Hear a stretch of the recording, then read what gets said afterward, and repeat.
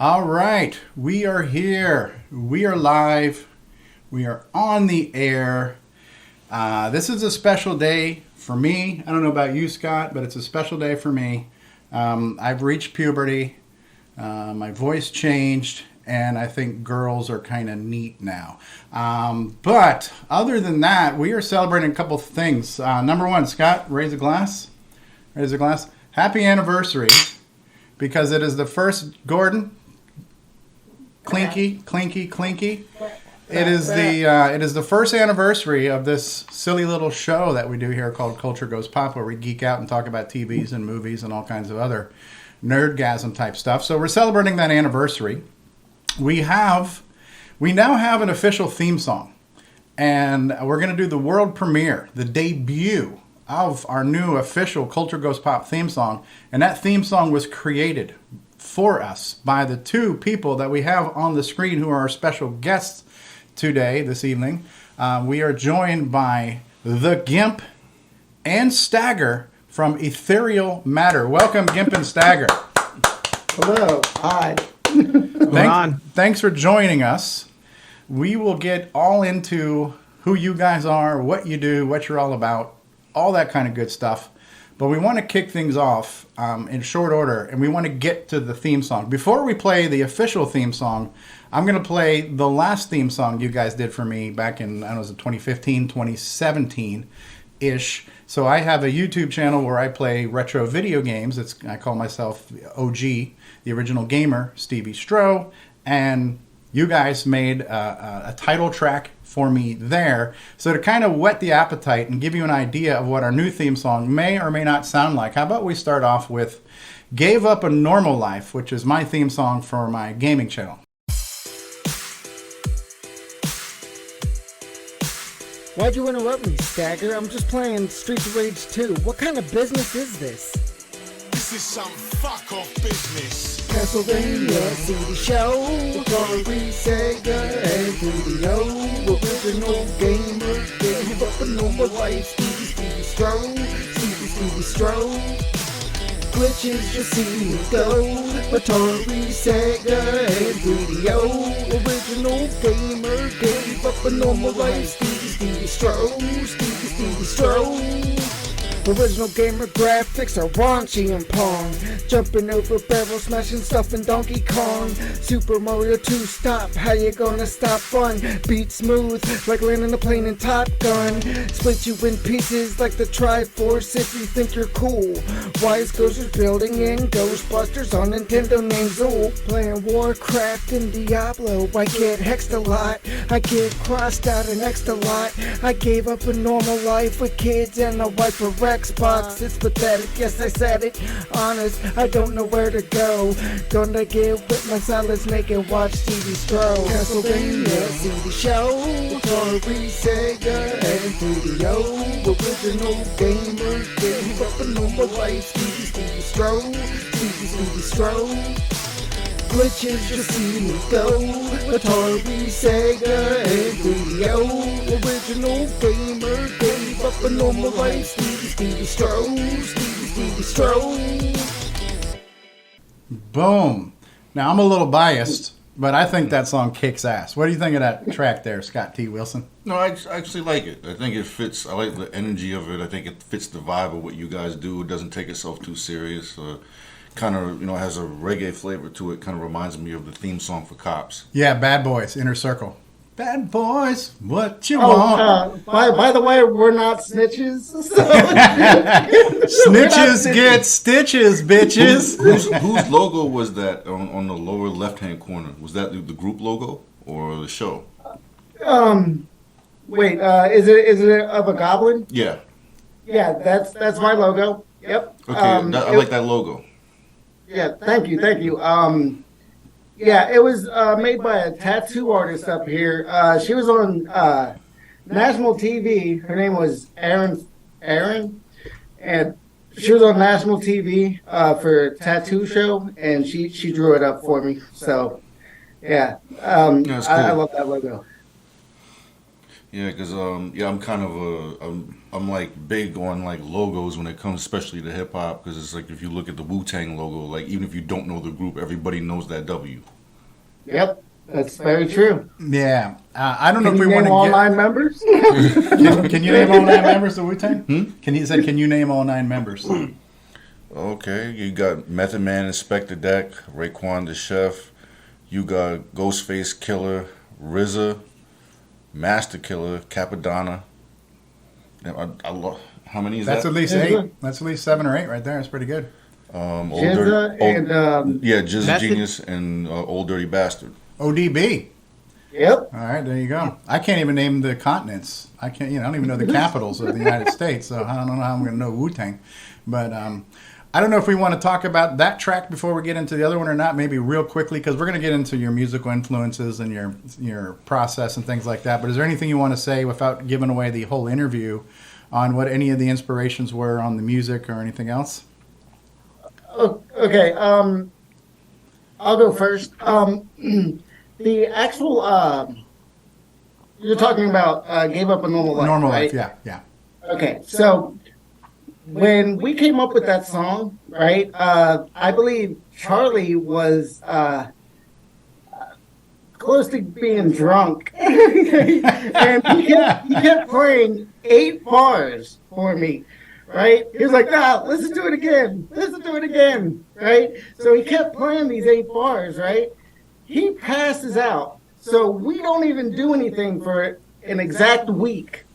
Okay, and I was like all mad, and I got all upset. Okay, I left the next morning, right? I came back, and he had the entire track, the entire musical track done. And that's where the inspiration came from. And I play video games like a lot. Like, I guess it's my second favorite thing to do, and besides music. And it was just easy writing that song. It was so easy.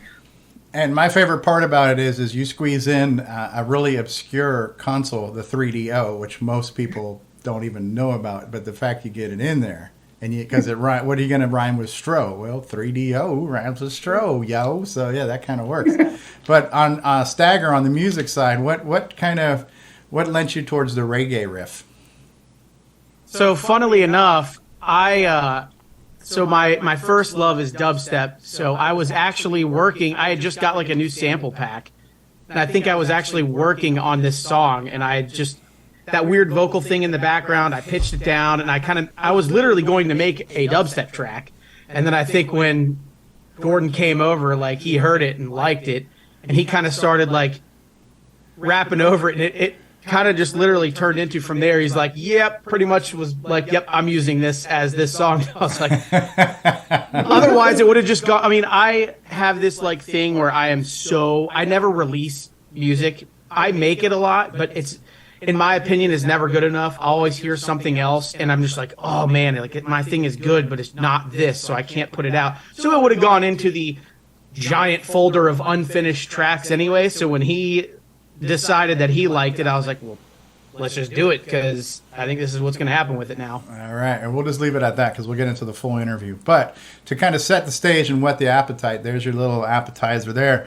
We're now going to go into the main course. So without any further ado, get ready for the world premiere, the debut of the new Culture Goes Pop theme song by the Gimp Stägger of Ethereal Matter. Here we go, Scott, and I want to see Scott. Your head better be bobbing, because I was wondering if I had to put a little mirror under you there for a minute to check to see if you were breathing. No, because you were kind of. The first time I listened to something, like you're just processing it. Yeah, Okay, I feel you. All right, so here we go.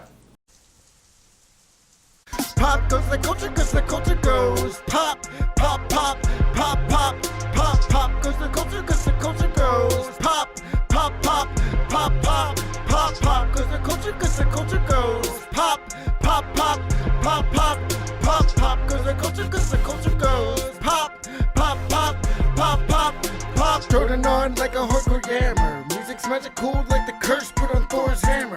Lay low with the halo, half angel, half demon like Constantine. Avenging horrors, old-fashioned references with modern themes. Prometheus, the center fire was sent to us. Shine so bright, yet so desperately dark. The light bearer condemning us.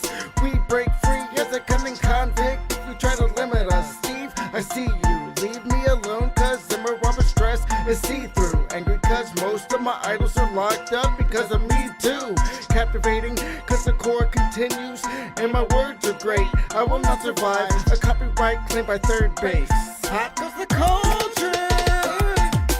Pop goes the culture cause the culture grows. Pop, pop, pop, pop, pop, pop, pop goes the culture cause the culture grows. Pop, pop, pop, pop, pop, pop, pop goes the culture cause the culture grows. Pop, pop, pop, pop, pop, pop, pop goes the culture cause the culture goes. Pop, pop, pop, pop, pop, pop.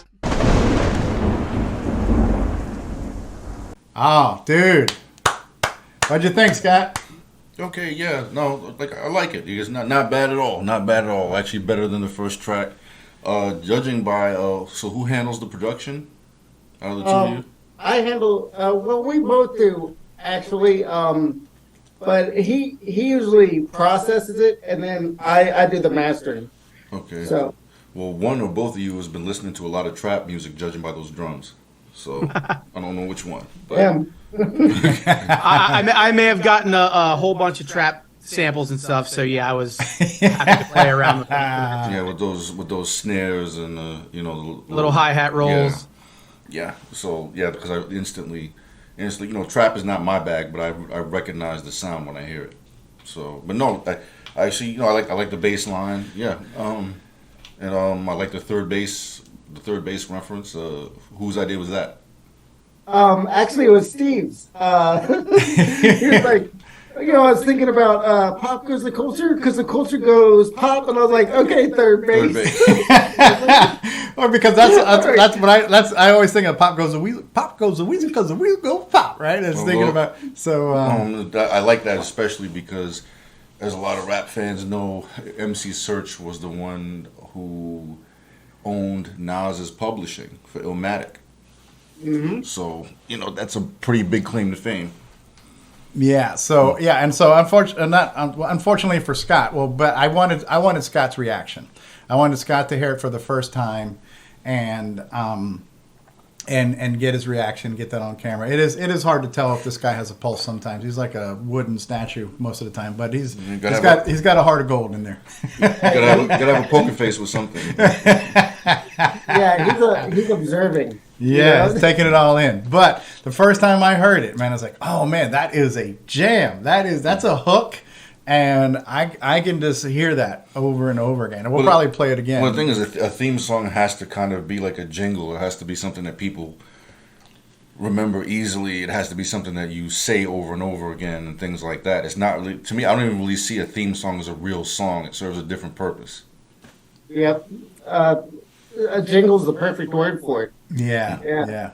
But the production, there's a whole lot of production going on in there, which I really like. And it's peel back all those layers. And matter of fact, the first time you sent me the thing, and there is a difference when you listen to things. Like, so I've got studio headphones, and I listened to it in the headphones, and I found like your vocals sounded like they were lost in the mix a little bit. So I asked you if you could dial up your vocals. But then when I got in the car, whenever you're listening to music, you got to give it the different checks, right? You got to do the headphone check. You got to do the road trip check. You got to listen to a jam on your different environments to do it. But it sounded, like you said, it sounded good on your monitors in your studio. In my headphones, you sounded a little kind of lost in the sauce, but in the car, you sounded good. But I guess you finally did remix it for me one more time, where you got your vocals up. This one goes to 11, right? So okay, Spinal Tap. But yeah, no, it's a solid production, and we'll play it again and before the show's over. But for those of us who are just tuning in live, we are celebrating a couple things now. Culture Goes Pop is celebrating its 1-year anniversary. We just did the premiere, the world debut of our official theme song now, created by the Gimp Stägger from Ethereal Matter.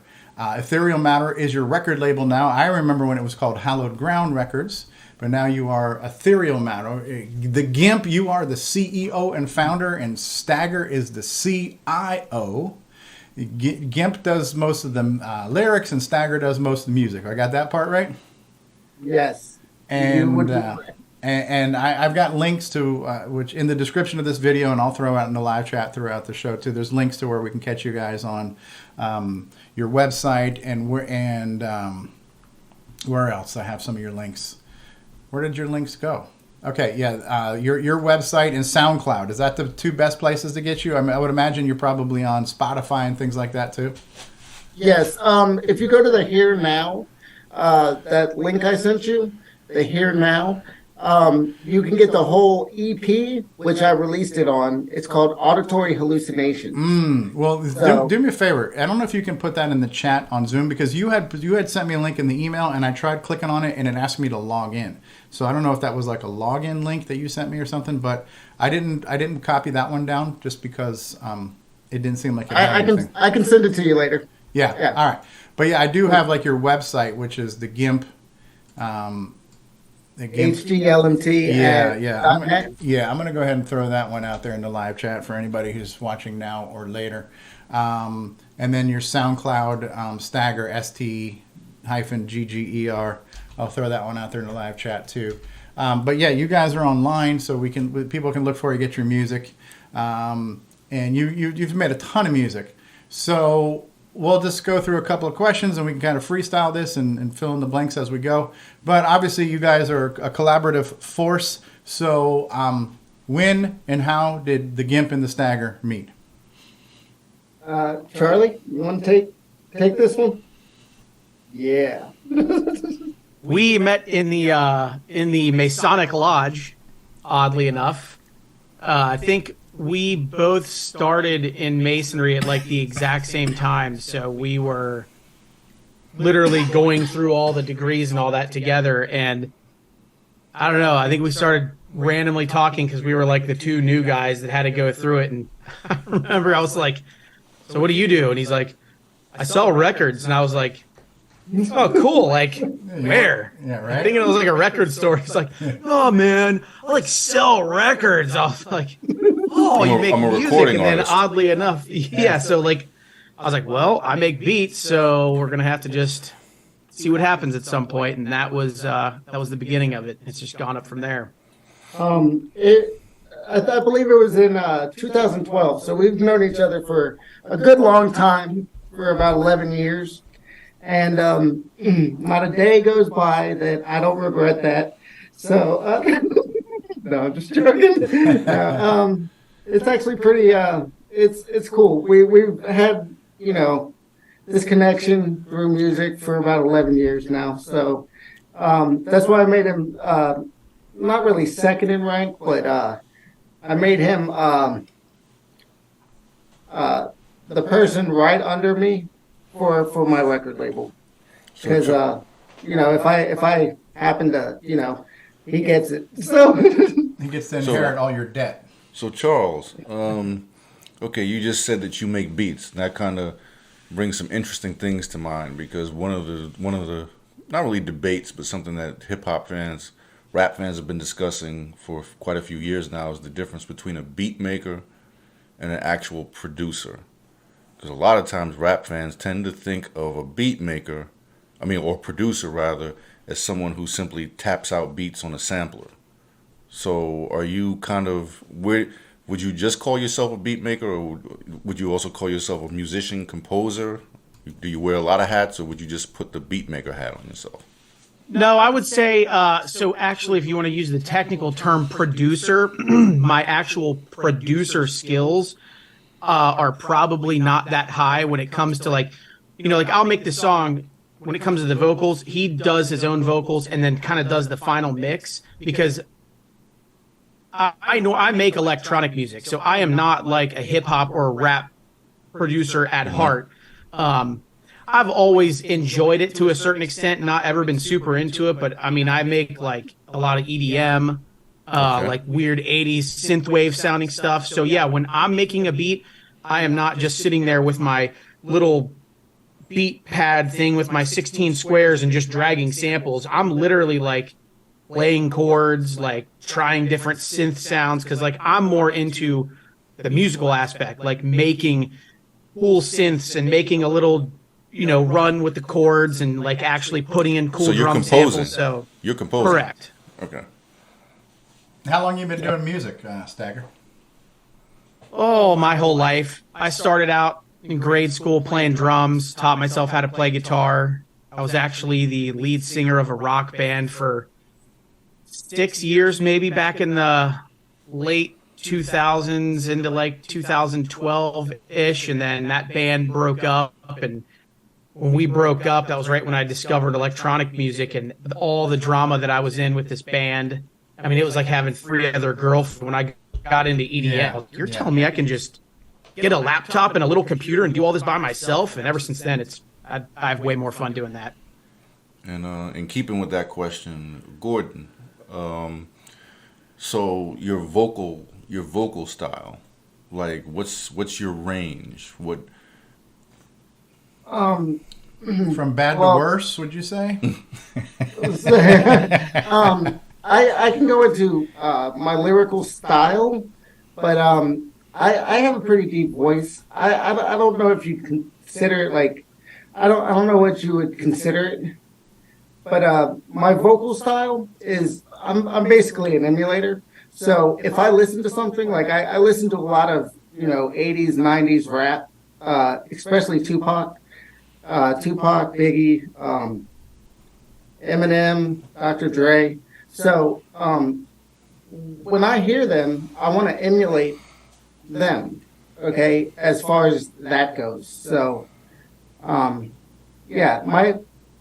so basically I listen to songs over and over. Like my favorite artist is Big Pun, right? Capital Punishment.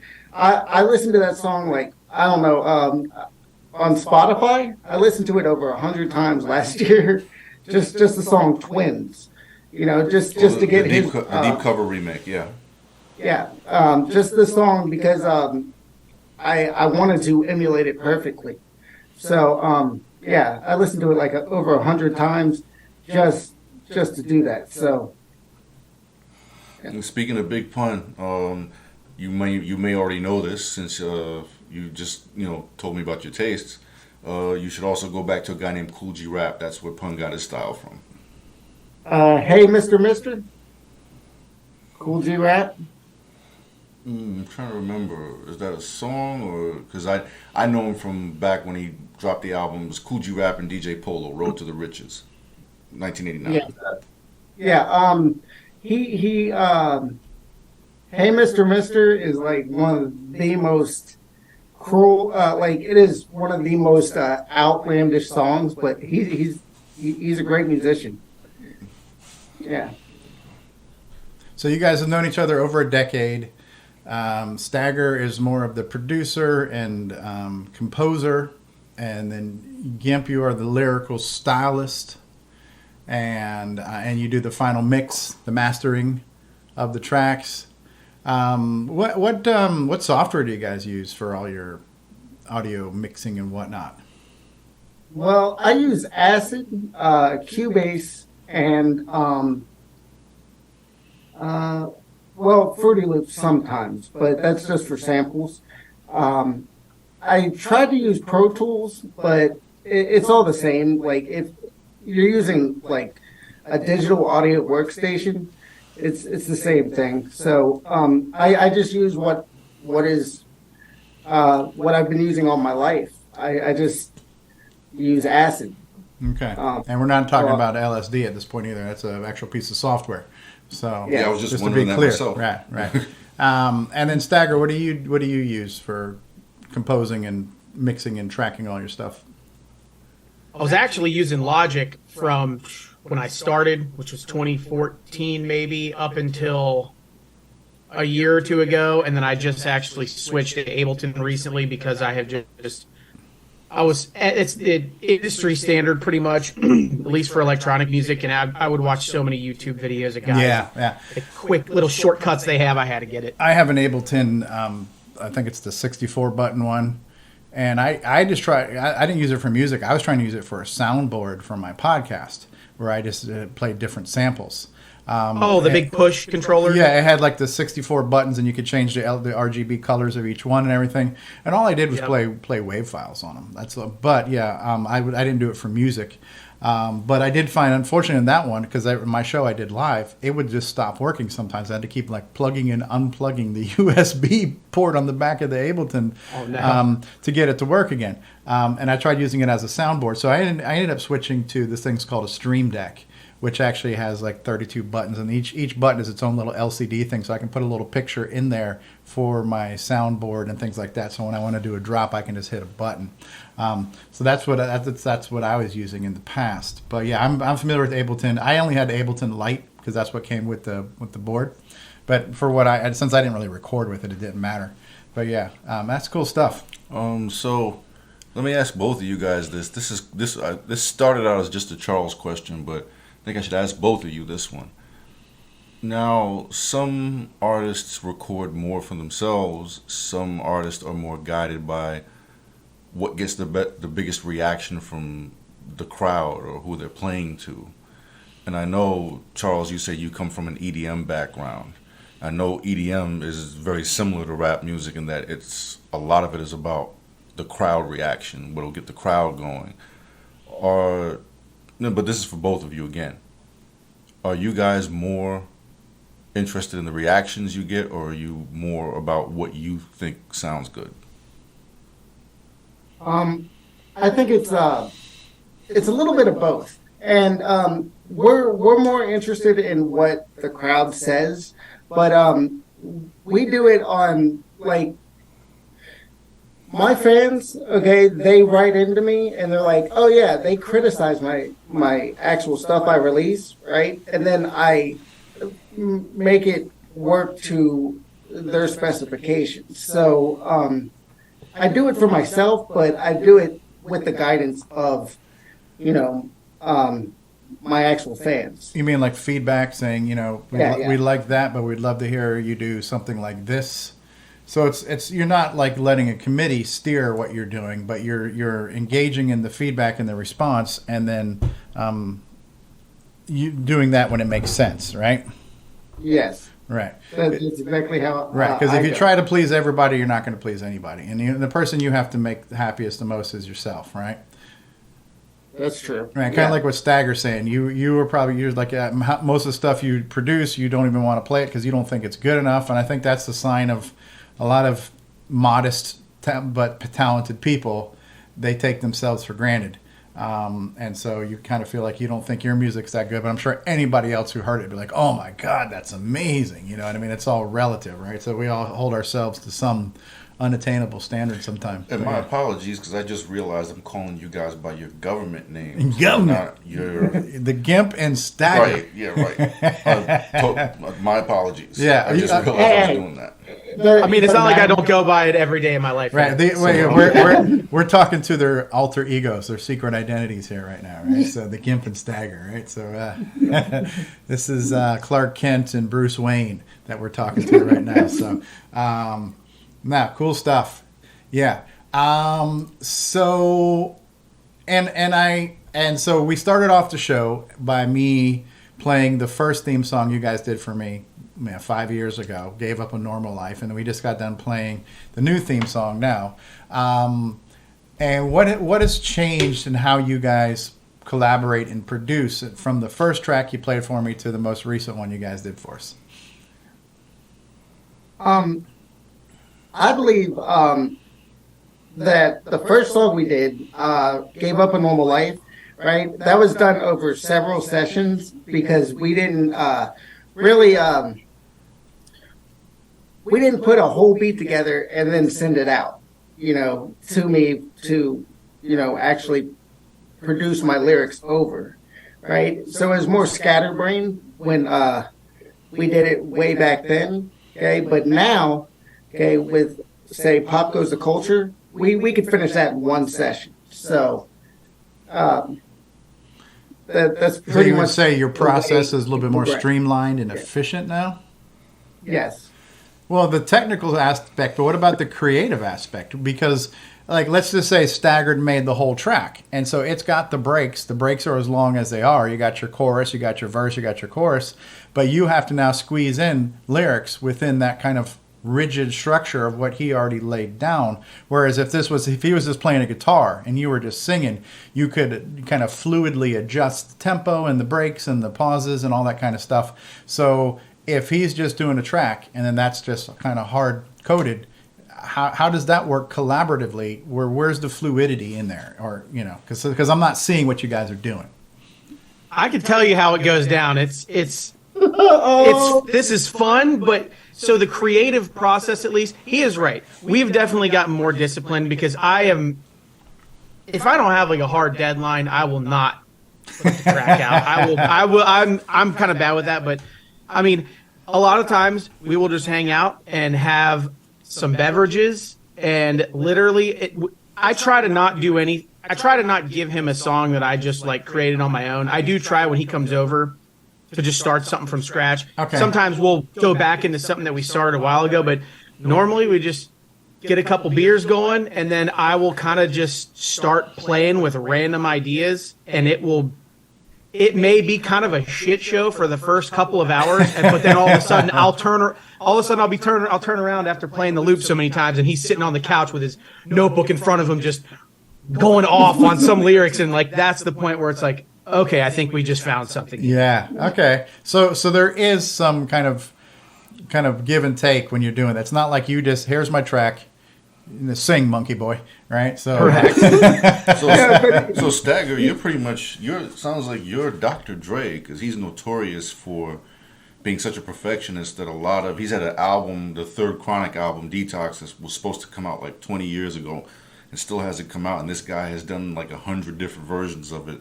Some of that stuff is leaked online, but he's a notorious perfectionist to the point of like kind of being self-crippling. So you're Dr. Dre. Yeah, I mean, I think my weakness in that aspect is I keep my ear on the pulse almost to a fault. So where I'm constantly hearing the new stuff, like constantly checking things out that are coming through my stream. So I'm always hearing like the new and the best. So when I make something, I'm striving for that. But then like at the end of the day, I'm like, it's just like, it's almost there, but it's not quite. Like, I don't want to put this out because in 2 weeks, and I've been in bands and stuff long enough and done this that every time I put a song out, like a month goes by and I listen to it a few times. It's like, oh man, if I only would have done this, it would have been better. And so the Gimp is like the Jay-Z or Biggie to your Dre, because those guys didn't even need to write stuff down to, like, you know. And the music moved them. Yeah. So, okay, that's quite a creative process. That's definitely something where you guys have to find a happy medium, it sounds like. And just to add, he gives me like the finished beat, right? Or at least the verse, right? And I thrive off of him actually having that set in stone. So I actually write better if I know something is complete, okay, than just having like, just part of a chorus, part of anything. You know, if I have a full chorus and a full verse, I thrive off of writing for that because I know it's concrete. So, okay. So now basically that's your box. Here's the box. I got to fit everything in this box. Yeah. All right. Yeah. Okay. And then it's just basically counting bars. It's counting bars, making sure it jives all right with the beat. You know, you just can't speak and you got to have rhythm to it. So, yeah. Yeah, that's cool stuff. So Stägger, you mentioned you used to be in rock bands and Gimp. Gimp? You were making music and you had a label before you met Stägger, right? Yes. So before Stägger, were you basically your own producer? I got beats from a couple beats on my record that I released. It's called The Vision in 2012. A couple of my beats were my own, but I usually just got beats off of the same people I've been doing music with from high school, right, in the early 2000s. So I used to get beats off of that with Hallowed Ground. But once I met Stägger, pretty much go exclusively through him. I mean, there's the occasional beat from, the guy Swizzmaster Zero that I went to high school with, but now it's just focused on Stägger. And you got a great source at that point. You got a great muse, right? So, what was do you have any band names you want to divulge that you were in before Stägger, if it's not too painful? The band I was in was called One Day Alive, but man, so we started in '08, and I think we broke up in 2012, but 3 of the 4 of us left. I helped form it with my guitar player, and then there were 4 of us total. 3 of the 4 of us decided to leave in 2012, and I think he's still trying to reform it, and we haven't. I've been in that band in 10 years. We had about 9 originals, and last I checked, that dude is still getting new members and going back into the studio and re-recording the stuff that we did like 10, 12 years ago, which would be like when Lane Staley died from Alice in Chains. If they would have had the new guy go in and re-record Man in the Box. Like, you don't do that, but that's what he's doing, so they're... Which they actually did with Foreigner, but I like that album, though. When they got the new singer for Foreigner, I like him.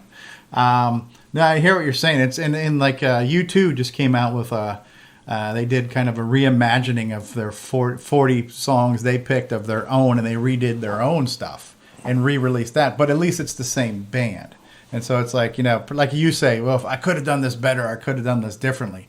So now they've had 40 years to look back on their catalog and say, okay, let's reimagine our own songs now as we are older and wiser, which is interesting. But yeah. It is interesting how with music and with TV and movies, it seems like the well gets dry sometimes, and rather than doing something new or original, let's just remake or reboot something else. And usually it doesn't work very well, but sometimes it does. But if you had to pick a favorite genre, like what your jam now, Stägger, is it still EDM? Is that your jam? Yeah, I mean, dubstep is probably my favorite, but I also got into synthwave a while ago, which is a lot of people don't even know what it is, but it's new 80s music. It's people producing things that sound like 80s music, but it's newer productions. Yeah, so the sound I hear is good. that. It's got a lot of bass. Yeah, I have a 14-year-old daughter, so I listen to her Spotify playlist. Matter of fact, I played the track for Megan when I first got it. And the first thing she was like, man, that sounds emo. And I told you that, and you're like, well, it is. But yeah, I notice a lot of those things have that kind of sweepy 80s analog-y synthy sound. And to me, I'm like, oh man, this brings me back. I love that. So I love it when we can take some of the textures and tones from the past and make it similar but modern without losing that kind of soul of it. So yeah, I would totally get into that. Especially like I've got some friends who are into the old Moog stuff, the analog stuff, where they've got just big walls of all the patch panels, and they've just got rooms of that kind of stuff, and they'll just, and a lot of that is just having a loop that just plays forever and just doing some real subtle things on top of that and everything. So yeah, there's a lot of, interesting thing about music is there's only 12 notes. There are 12 notes in an octave, and think of how much music has been made and how it can all be different with only 12 notes. It'd be like saying you got 12 crayons in this box, and here's a piece of paper. What will different people do with those 12 crayons? And there's a lot you can do with music. Fun stuff for sure. Yep. And for those who aren't aware, if you're trying to count on your fingers where that 12 comes from, that's the white and the black keys, people. So that's the opens, the sharps, and the flats, right? So cool stuff. Now, what else do we want to talk about musically? We'll get into some other more cultural stuff, but what EDM you like? Gordon, what you mentioned, you're a big 90s hip-hop fan. Is there anything else that maybe influenced you guys musically and lyrically and stylistically, things like that?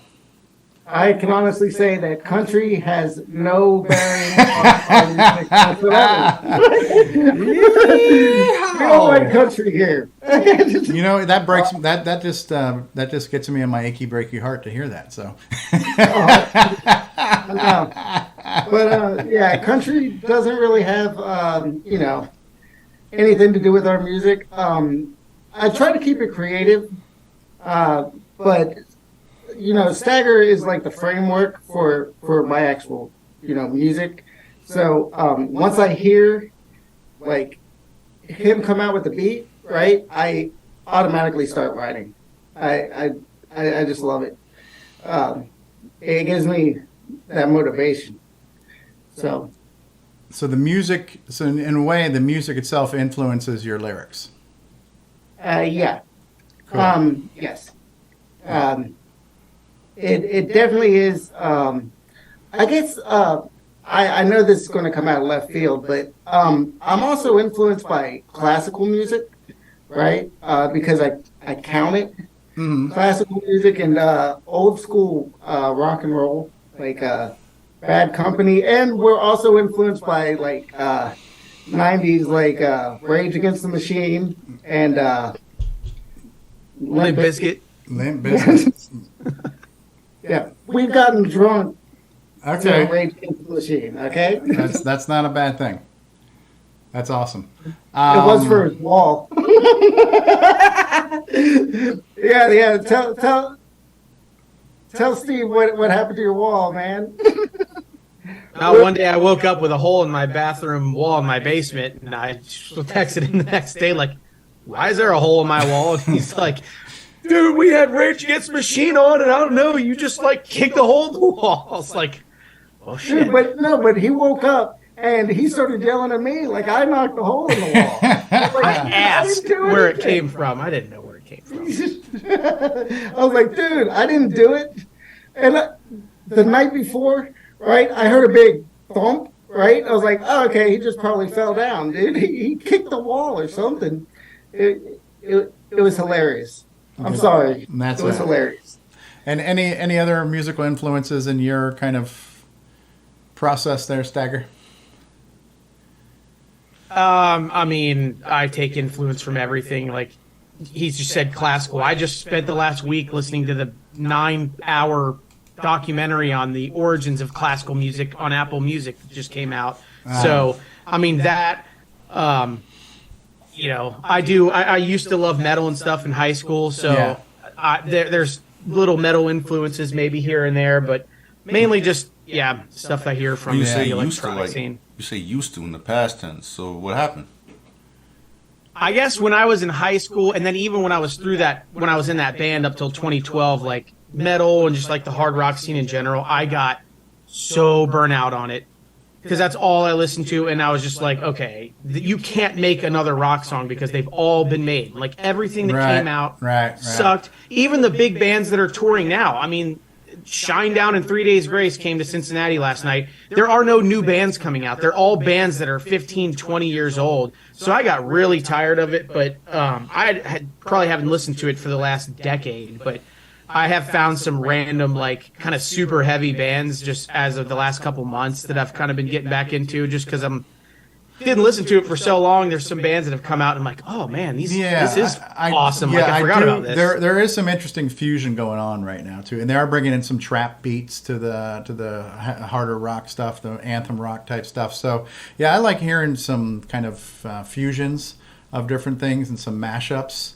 And when it's done well, and like you mentioned, Rage Against the Machine. Rage Against the Machine is a great blend of like hard rock and like hip hop and funk, Chili Peppers, great funk rock band, one of their first songs, Higher Ground, was a cover of Stevie Wonder, you know what I mean? So it's just like, I love a band that kind of defines a single genre. It doesn't fit in a single box, But yeah, for me though, because although I wanted to be in rock bands and I just kind of lived through my friends who were, I'm not burned out on that, but for me, that's still my jam, like hard rock, classic rock. Now, unfortunately, classic rock even is like 80s and 90s is classic rock. But when I think classic rock, I'm thinking 60s, 70s.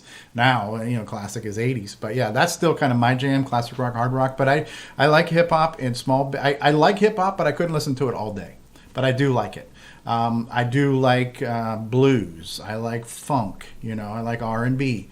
I like a lot of things, and I love it when you can kind of mix a lot of those things together. And then it's just like a freaking a nice medley of all these different genres and inspirations. And there are a lot of bands who are pretty good at that. And I do see some of that happening in the hard rock space now too. And going back to Scott and I have talked about this, but one of the earliest ones, like Run DMC doing Rock Box, that was hip hop and rock. And early rap songs sampled guitar riffs. Tone Loc Wild Thing was Jamie's Crying, Rockbox, all these different things. They, and then the Run DMC Walk This Way. So I believe, rock can influence rap can influence rock, and you can sometimes have that, love child of these different things. And so as much as I think a lot of new music just plain does suck, and that's the older you get, the more you're going to say that. No, this music crap. It's all crap. It's crap. But I can hear stuff and still appreciate it because I'm not like, I haven't put on blinders. I have my favorites, and the older you get, the harder it is to be as malleable. But I'm still excited about the next big thing, whatever that's going to be. They should release a metal version of Achy Breaky Heart. I'm just saying. Achy Breaky Heart. Right. So let's talk about some of your other influences. We'll step away from music now. What else are you guys influenced by as far as music, TV shows, other type things? Okay, so I'm really into Game of Thrones, Harry Potter, Lord of the Rings. I like crime documentaries. I like mobster movies, like Gotti and Goodfellas and Casino and stuff. But I'm really into like fantasy. I like Game of Thrones, House of the Dragon. And my favorite movie, my favorite trilogy, is the Star Wars trilogy. So Amen. That's what influences me. So what about you, Stägger? If I had to use like a movie or whatever reference, I would say, I love 80s action movies. Excellent. 80s and 90s action movies. I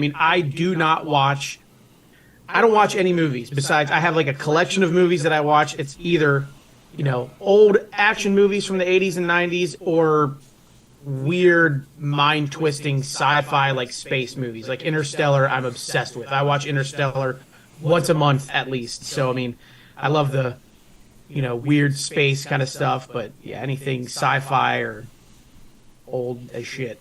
We watch Cobra a lot.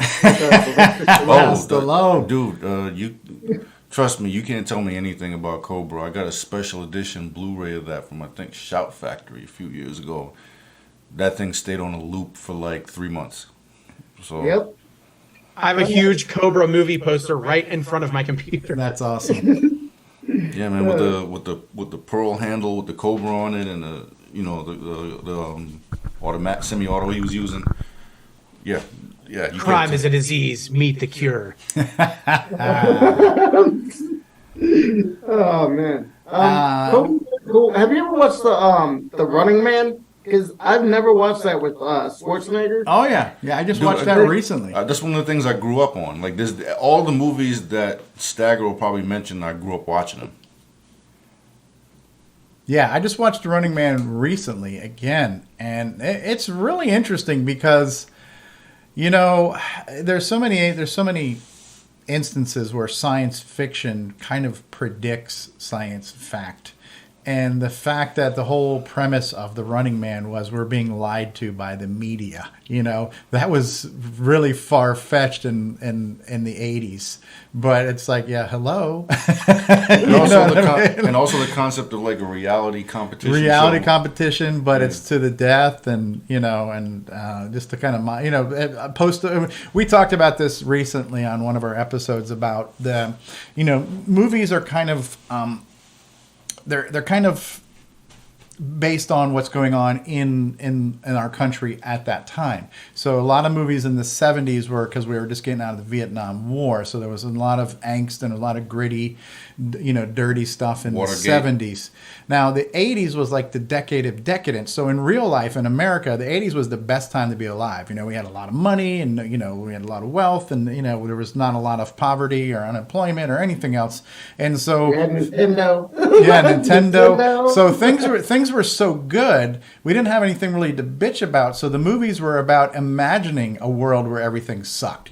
So there was a lot of this, RoboCop, this kind of imagining an apocalyptic future, and the Running Man, all these things, imagining what's going to happen in the 90s, what's going to happen in 1999, because that's in the future, flying cars, So a lot of these things, predicted a post-apocalyptic, not too distant future, because the reality was life was good. And so a lot of those movies were imagining a world that wasn't good, because the whole idea of a movie is to take you out of your everyday. And if your everyday is great, you need something else to distract you from that. When life sucks, you need movies to escape your shitty life for something, but when life is good, well, now we have to imagine that life isn't good. It's really weird, So a lot of those movies in the 80s were based on the fact that our country was doing pretty well back then, So Running Man was a perfect example of that. We just had to imagine a world that we're closer to now than we were back then, So,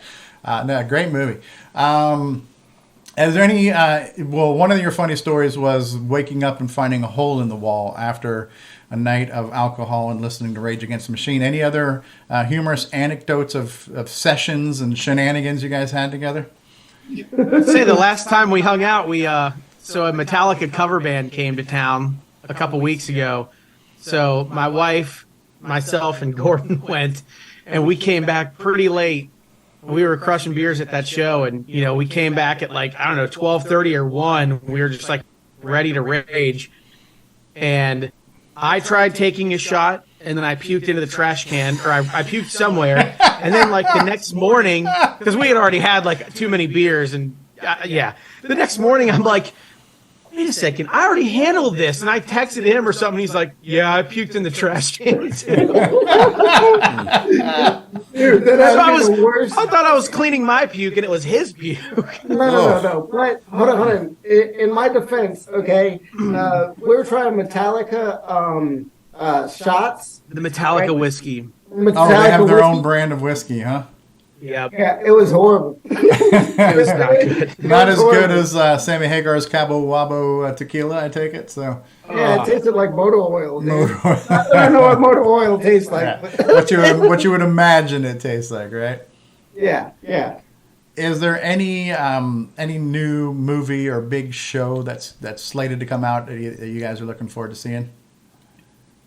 I'm more into games, so I can't wait till Diablo 4 comes out. And Diablo 4 and I think Star Wars Survivor already came out. Jedi Survivor, the follow-up to the other one with Cal Kestis? Yes. And I'm trying to talk Stagger into getting a Hogwarts Legacy. He won't make it 12 million and one. Yeah. Yes. Do you game at all, Stagger? I do, but so I'm not nearly as talented as young Gordon over here, but I can't, if I'm playing a game, I got to play it. So he's given me a bunch of Assassin's Creed games, and I ended up buying the Viking one, the Valhalla. Yeah. And I was so bad at it, and I could never learn how to play them. And one day I finally beat this first boss and was kind of unlocked the rest of the game. So I've been pretty heavily into that game, and the Hogwarts one seems cool. I want to get that. There's a couple other ones, new golf games coming out I want to get, but right now I'm if I buy another game, I know I'll just stop playing Valhalla. So I'm still playing. It's hard to multitask sometimes. You got to be single focused on these things. But we did play. He played GoldenEye. They remastered GoldenEye. Yeah, that's on the Xbox. Yeah. So that was pretty fun. It is still kind of hard to. It's very hard on the eyes. It hurts.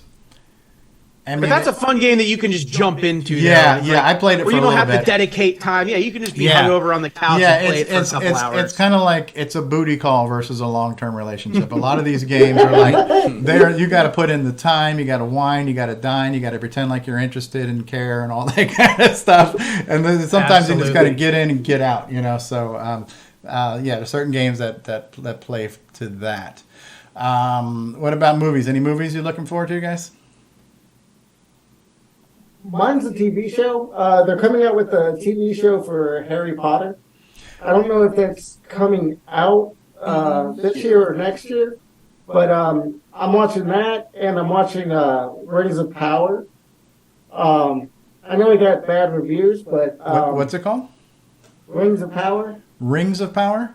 It's the Lord of the Rings. The Lord of the Amazon Rings show. prequel thing that's on Amazon Prime. Yeah. I watched it. I thought that was really good. It was kind of a slow burn, but it was made really well. It kind of aired the same time that House of the Dragon was airing too, so there was a little bit of competition there. If you only had limited time, you had to pick your fandom, which fan flame you were gonna kind of wave at. But no, I watched them both. I thought they were both good.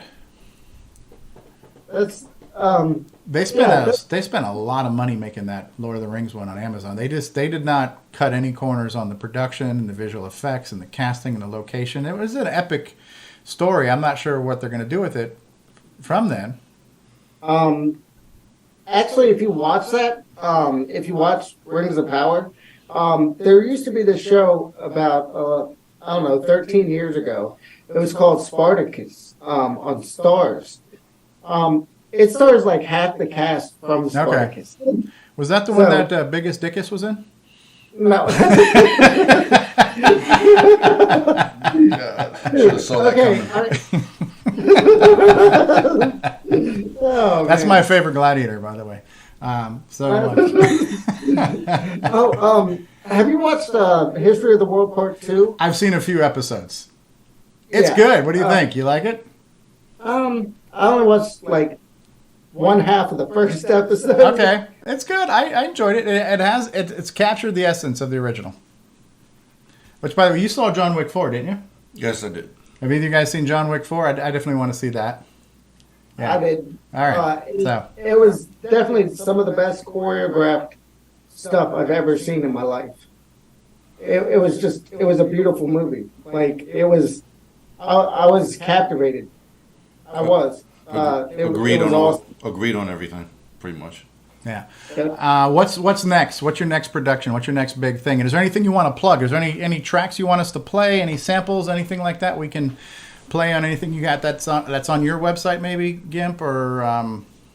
Okay, so I came out with this song. It's called "The Descent."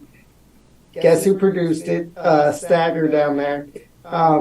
Also, I came out with the song, the Secret Song 2.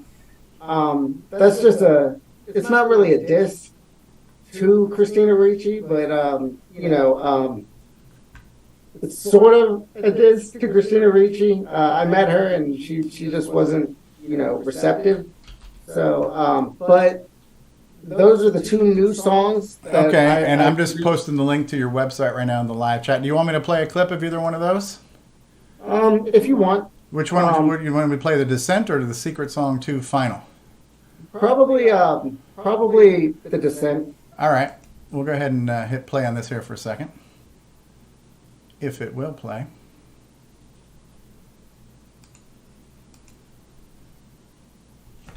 What's going on? I'm on your website. I hit play.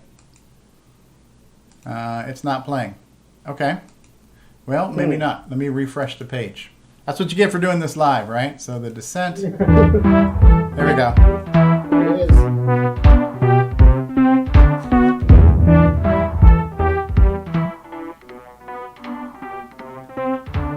I've been listening to you ramble, but still ain't heard reason. In this circle, you're equivalent to stringer in the wire at the end of the third season. Why, Olympus insists to partner with you. I could be wearing a dress, bearing flesh, singing duets, still be harder than you. DC's instigation of mutilation, I'm not starting with you. My lyrical powers, if you doubt this, your brain apart. like who I'm in. Ancient times down the road from a Jew in Nazareth. You lose, battle this. Quiet as a church, smashing through the catalyst. Searched out through the corridors of this labyrinth. Mad Mardigan, Mad Mardigan. It's a mystery why people are hurting for things. Green with a straight with a serpent with wings. Wash clean like Listerine. Mercy with allergic to the power of the ring. It's a mystery why people are hurting for things. Green with a straight with a serpent with wings. Wash clean like Listerine. Mercy with allergic to the power of the ring. Don't dare to climb or referee's not a fair disguise. What would you consider fair line? Rewind back to 89, like Billy Bob Thornton's hairline. Keep the flows in the holster right, in the holster tight. One of the battle hero coast right, feeling this low as a ghost trapped in a poltergeist. Fucking through a dragon slayer, walking through a dragon's flare. Fireproof, go ahead, higher dude, sight free. Every song. How many more movie references can you squeeze into those lyrics there? Between Mad Mardigan and Poltergeist and everything else. I like the music though. I love the kind of analog synthy sound there too, and the kind of stair steppy. It kind of reminds me of Tron, or just it sounds like something that could score like an '80s horror film, or or like heavy metal, or one of those kind of films from that period. I love Mad Mardigan. Right? I love that movie Willow for some reason. Willow. What did you think of the live action Willow? Okay, so are you talking about the first season? They didn't renew it for the second. Well, that's up in the air. That's why I don't talk about all the clickbaity stuff, because there was a bunch of articles saying that it's been canceled, but then there was another headline that says no, we haven't canceled it. We're still working on it. So I don't know, but what did you think of it? I liked it. I liked it. I like that dude, and I think his name is Warwick Davis. Right? Yeah, Willow. Okay, Warwick Davis is Willow, but I like any movie that he's in, like Harry Potter. Yeah, he's been good in that. He was an Ewok in Return of the Jedi. Yeah. He's a really good actor. Really into Willow. So.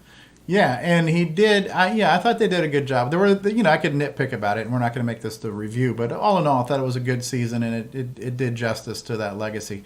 You guys were also talking earlier about how you like classical music and how classical music has influenced you. One of the things that got me into classical music was actually one of the first times I heard classical music. My dad had an album that was called Hooked on Moog, and at that time it was Walter Carlos, and he did like Bach on the old Moog synthesizer. Now, Walter Carlos later on transitioned, became Wendy Carlos, who became the Tron soundtrack. So one of my earlier exposures to classical music was it being done electronically on an analog synth.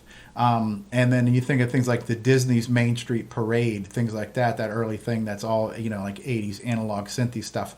And then on my home computers in the 80s, listening to Bach and Beethoven, but hearing it electronically on a computer. So William Tell Overture. So a lot of these things, because they were, royalty free and stuff. So most of my early exposure to classical music was being done electronically in one way or the other. So again, talking about the fusion of different styles and genres. And there's a great band now that's like the Trans-Siberian Orchestra. Yeah, there you go. Trans-Siberian Orchestra. I didn't want to say transgender or whatever. I knew I was going to Freudian slip that one somewhere when I started saying trans something. But so they, how they kind of do all that stuff. It's just really cool, You want me to play a little clip of the secret song to Final? At your own risk. Are there some naughty words in there? Not really naughty words. It's just a little bit of I rap really, really fast on the song. Okay. So, yeah. All right, and this one, it says a little bit of a diss on Christina Ricci. Well, okay. Only because she didn't think you were the shit? Is that why you're mad? No. Or was she just rude? Okay. Here's the thing, okay? I walked up to Christina Ricci, right, at a convention, and, I was like, hey, what's up? And she didn't speak. She didn't do anything, okay? She just signed it and sent me on my way, right? I was like, you don't say hi. Like, I've never ever met someone who's famous who doesn't even like say hi. Okay. You know? So I got all mad over it. Well, you should also, we didn't talk about this, but because you are a recording artist, you have been to the Grammys a couple of different times. Anything you want to say about being at the Grammys and any Grammy experiences, moments, and memories you want to share? Okay, so I went to the after party twice, okay, after the 58th, 59th Grammys. Okay, the 58th Grammys, the after party was definitely interesting, okay? Everybody was dancing on poles. It was weird, okay? But I was like, nothing could ever top this, right? So my sister, Shannon, she got sick. So she went to the bathroom. I was pounding, I don't know, I think margaritas all night. You think? Right? So I was sitting down on, these bleachers in the middle of this, huge, like, indoor courtyard, right? And all of a sudden I see the president of the Grammys at the time, his name was Neil Portnow. He was walking around just randomly. Here, I was like, is that Neil Portnow? He's just walking around randomly, right? So I'm like, hey, I'm going to get something to eat, right? And I just started picking it up like it's a buffet, right? And the person working behind, the buffet, he was like, no, we give it to you. You're at the Grammys, okay? Oh, you can't help yourself. Yeah. This ain't no Golden Corral, right? So It's like, that's the Grammys, screwing it bitches. all up. You're screwing it all up, right? So, yeah, it definitely was an eye-opener. I love the Grammys. I was actually talking to Stägger because I was like waiting from the telecast to the actual after party, right? And I saw Skrillex, right? He just walked right by. I was like, that is so random. It was definitely an eye opener, and it was a great time. It was. Awesome. All right, we'll play a little clip of this. This is Secret Song 2 Final. Your diss on Christina Ricci for not saying hi to you when you saw her at a convention. He's not bitter, but he wrote a song about it. You want to hear it?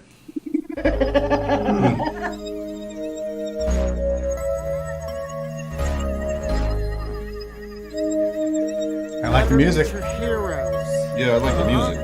Isn't that what they say? Mm-hmm. Never meet your heroes? Uh-huh. Okay.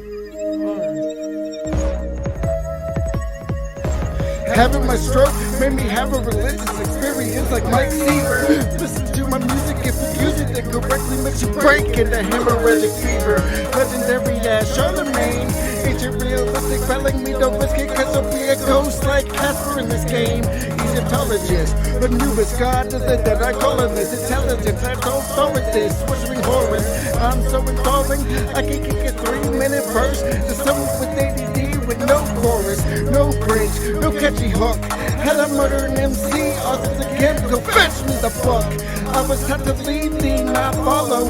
One thought of me making out with Natalie Portman and Jennifer Lawrence, so the tree and Sleepy Hollow. Mumble rappers diss me today, I will reap thee tomorrow. Minute decision, what to envision. How about me going to the Grammys twice independently? Where's my recognition? Destroy me, rappers. I hope this wasn't part of your vital plans. Even Catherine doesn't know about my half of vital hands. Don't start it. Have you ever had to put your hand up a cart, a target? I don't have stunning looks. I can make it if rappers claim to be hard, and their face looks like coloring books. So rappers bow again. Christina Ricci don't beseech me. I have to rap for somebody famous every now and then. That symbol is sick, man. All your life.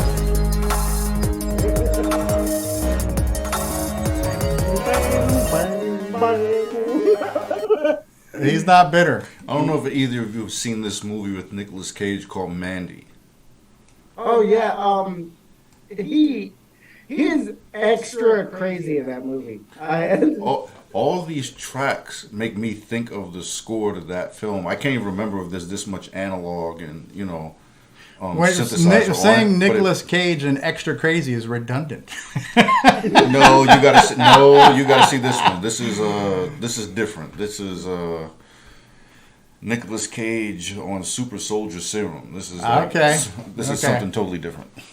I felt so bad for him too. And during that whole movie, I was like, how do you feel bad for Nicolas Cage? That movie. Yeah, it's you just got to see it. But that music, those tracks, really do have the ambiance of like.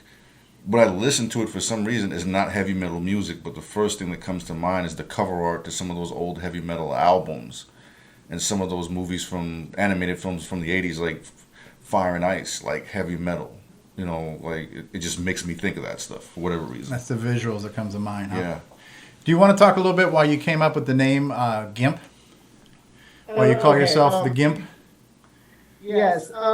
Okay, back in the 6th grade, I think it was 1995, a guy beat me up. His name was Billy, because, I had a stroke, and I was going to a rough school.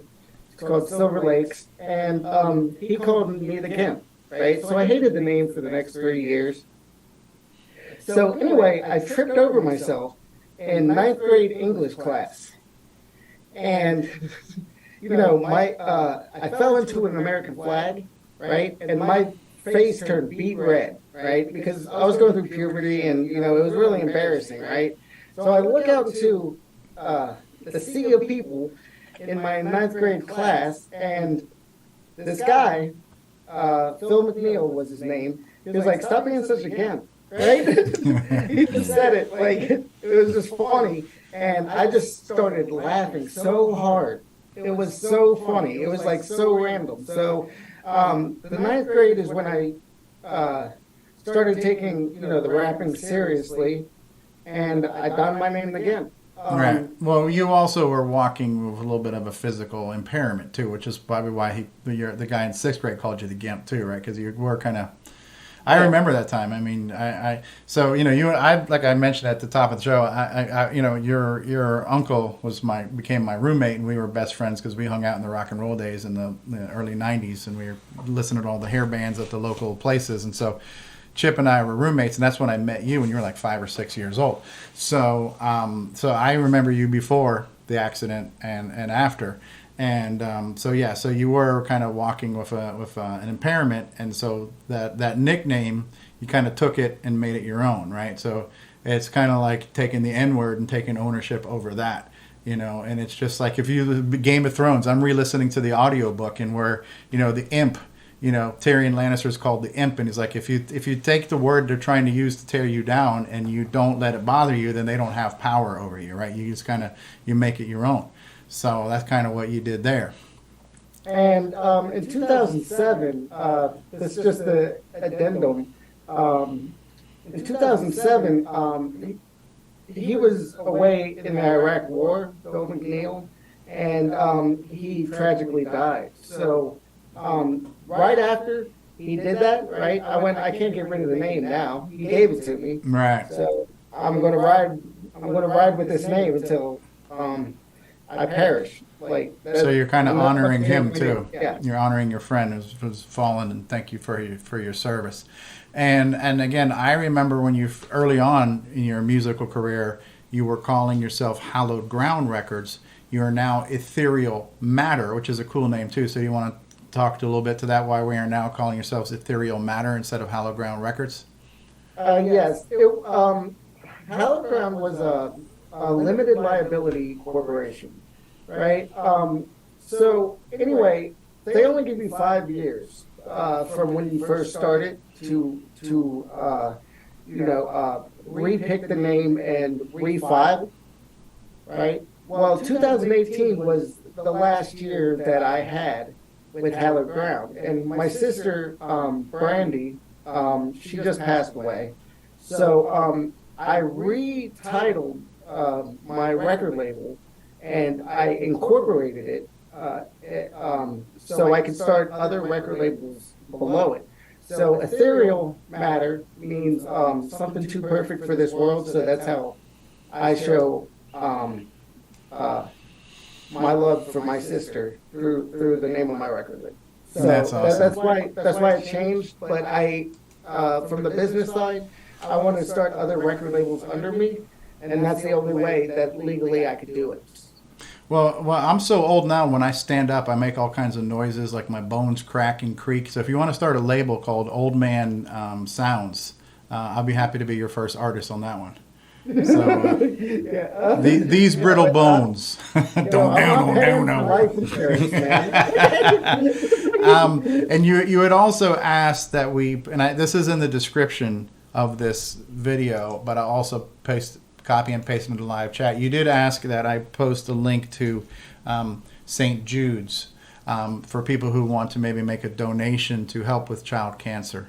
And so, so I knew you and your sister when you guys were like 5-6 years old. I knew you for a long time. And of course, we all move and we go in different directions. And then the irony was, I remember when I was teaching down in West Palm, she was working at that Duffy's there. And I had never seen her there while she was still working and still healthy. But I had heard that she was there because you had told me, and I think she said she might have saw me there because after class I'd take my students there. A few of my students would go have like some beer and appetizers after class and stuff. But I hadn't seen her, even though she was kind of close. And she was living in Port St. Lucie, not too far from me either. And unfortunately, sometimes you just don't get to see people because that's how life is. And then unfortunately, by the time I did see her, she was on her way to heaven. But I am glad I did get to see her. So rest in peace, Brandy. We love you.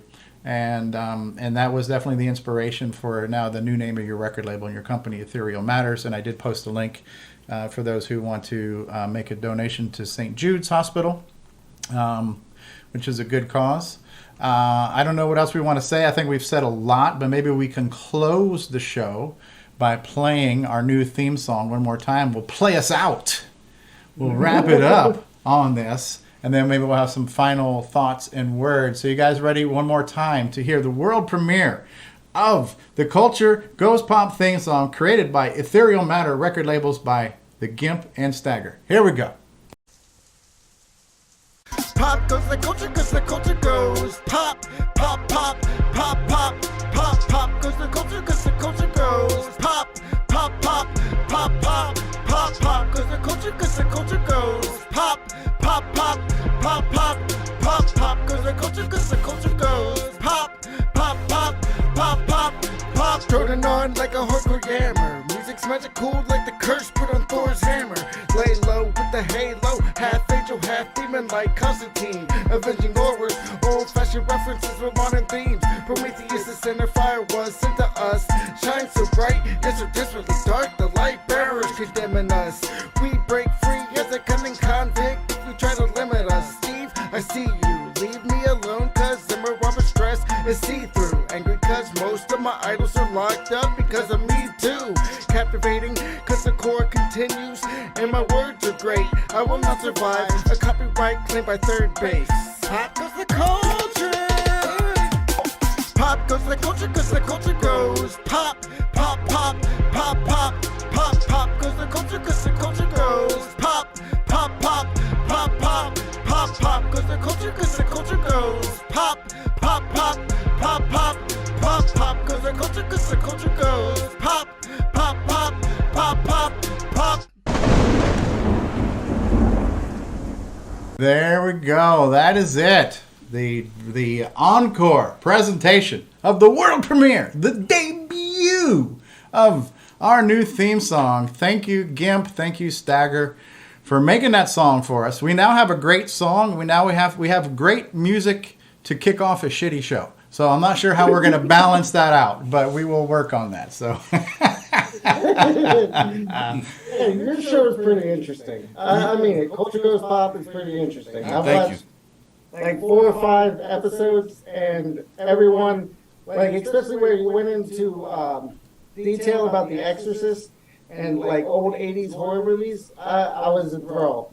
It was pretty cool. Yeah, and last week we were talking about how you said, when I said you're looking forward to a new movie, your response was, I'm looking forward to a new game, right? And that was our topic last week, is our video games and video game inspired movies now going to be the next big thing, because I think we're kind of getting burned out on superhero movies, right? And so, the new Ant-Man movie didn't do that well. I hear that the new Shazam movie didn't do that well. I think the audience is tired when it comes to that. So what's going to be the potential new big thing? And that might just be it, is the video games themselves, because they are very interactive, very cinematic, and they got the scale of a trilogy, and all that other kind of stuff, Yeah, I think it's all because of oversaturation. It's like, they're releasing so much of, the superhero stuff. Yeah. It's just not the movies. It's the movies, the TV shows. There's like 18 TV shows. Yeah. It's just not really that special anymore. Yeah, that's the thing. Like, we used to be, you had to wait 2 years for another Star Wars movie. Now there's Star Wars. And don't get me wrong, I love The Mandalorian and I love Andor. But, I'm not a big fan of the Book of Boba Fett or even Obi-Wan, so it's not all on the same bar, So, yeah, almost sometimes like nobody asks for that much stuff, and they somehow feel the need to keep putting it out, where it's like, dude, Star Wars was cool when it was special and it was more few and far between, and it was a huge deal when it came out, where, now, like, every 2 months it's like a preview for some other spin-off, and it's like, it's cool, but do we need this? Like, maybe just let it be for a while. And what was cool too is when we didn't have a movie all the time, the earlier Star Wars games, when LucasArts was making those games, like the Jedi Knight and Cal Kestis and the other one with Dash Randar, the Shadows of the Empire. You know what I mean? So you had some really cool stories and characters that kind of took place in that world, but there were stories that were on their own too. So you kind of got that little Star Wars fix, the ship be calling me, yo, and you can have that experience. But it was, again, but the quality was there. I felt that a lot of those LucasArts stories were better than any of the prequels that George Lucas made in the late 90s, early 2000s. You know what I mean? There were better stories, better characters, and they felt more like they were part of Star Wars than the prequel trilogies did, So, good times. Well, I would love to have you guys back on anytime you want to come on. So if you ever have anything else you want to plug, if you got a new single coming out, if you just want to come on and talk about stuff, I'll just try to, I don't know if you want to send me Stägger's contact information too. Whenever we have a new topic, if we know what that topic's going to be about ahead of time, if it's something you guys want to chime in on, you can feel to join us as guest panelists and talk about stuff. But it's been great. I know our show's gone a little bit longer than usual, but it's been good. This has been a good interview. I certainly appreciate you guys being on. I'm sure we barely scratched the surface. And just as a teaser, because we will air this at some point in time, the Gimp and I did record a full interview back in 2015 or 2017. That was back when I was still in the peak of my YouTube rise to fame before I, crashed and burned and became washed up. But we did talk about how we knew each other growing up, what our influences were, the kind of video games we liked, and what you were doing launching your record label, what I was doing trying to launch my YouTube channels. And so we did record a really good interview that we haven't aired because it got stuck in post-production somehow, and when you never got a chance to finish because you were going to do this whole video and all this other treatment to it, and it just kind of got stuck. And it's been in hibernation, and it's been in carbonite freeze for 5 years now. So hopefully we'll get a point where we can thaw that out, and then I can air that as an episode on our podcast now. But it's still going to be a good interview because we got more in depth into our history, Gimp, you and I, because we go way back. We go back to the 90s, and we kind of grew up together. Even though I was older, I was like 25 and you were like 5 or 6. Still, you were kind of like family to me, and your uncle was like my best friend. So we're kind of like family. And then we have a lot of similar histories. We liked Sonic the Hedgehog. We like stupid movies. All kinds of stuff. So that interview it's not on the cutting room floor. It just hasn't been polished yet. So hopefully we'll get that out, and then that'll be something we can drop on YouTube and on podcasts and things like that. So I don't want to repeat any of that stuff. But I'm sure we got more topics to mine in the future. So anytime you want to come back, let us know. Any final words you have for Stägger and Gimp, Scott T. Wilson? No, I'm glad to have gotten to talk to you guys and gotten to know some of your music, a little sampling. This was a fun episode. Yes, yeah, and happy anniversary to us, Scott. Cheers, Clinky. 1 year on doing Gordon. I'm tapping my screen here where you are. Okay. So we have Stagger, tap, tap, tap, clinky, clinky. So happy anniversary, 1 year doing a podcast. And, I haven't quit my day job yet, but you never know, right? Could happen. Right. So Thank you. everybody keeps telling me don't quit my day job. And fortunately, I haven't because I got bills to pay, so. All right. Thanks, guys. We're going to press the button here and stop this live stream. If you missed us live, you can play us later, and you'll be able to listen to us on our podcast within a day or two. All right, say goodbye, everybody.